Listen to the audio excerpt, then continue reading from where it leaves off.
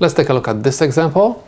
Again, we're supposed to rewrite this problem, and instead of prefixes, we're supposed to use powers of 10. That's why I'm going to write 0.22 times 10 to negative 3 farads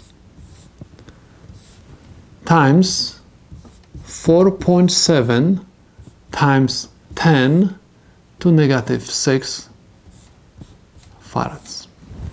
Because I have multiplication everywhere, I can take off the parentheses and write this problem like this: 0.22 times 4.7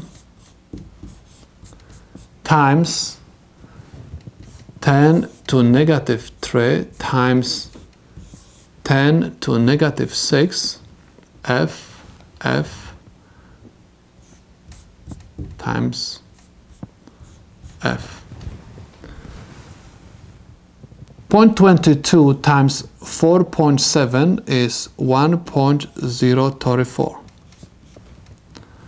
Now, I have to apply the properties of exponents. Anytime I have the same base and multiplication, I'm supposed to keep the base and add exponents. Times 10, and I have minus 3 plus minus 6 is negative 9. And again, I'm supposed to apply the properties of exponents. Over here, remember, anytime we have no exponent, there is always invisible one.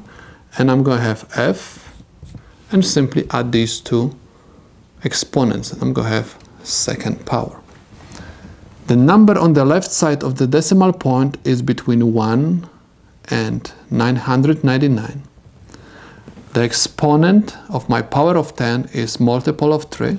That's why I can rewrite this number as 1.034 nanofarads square.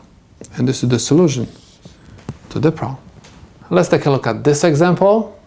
We have to follow the order of operation. We have to do the operation inside of the parentheses first. So I have 4 kiloohms divided by 4 kiloohms plus 2 kiloohms. Please notice that I have exactly the same prefix, means these two numbers have the same power of 10, that's why I can add them up. 4 kiloohms plus 2 kiloohms is equal to 6 kiloohms. In order to see this problem clear, I'm going to rewrite this division in terms of fraction. That's why I'm going to write 4 kiloohms divided by 6 kiloohms.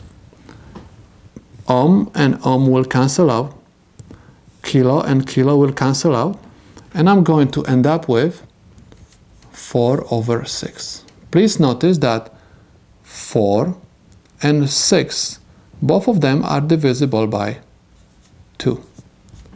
4 divided by 2 is 2. 6 divided by 2 is 3.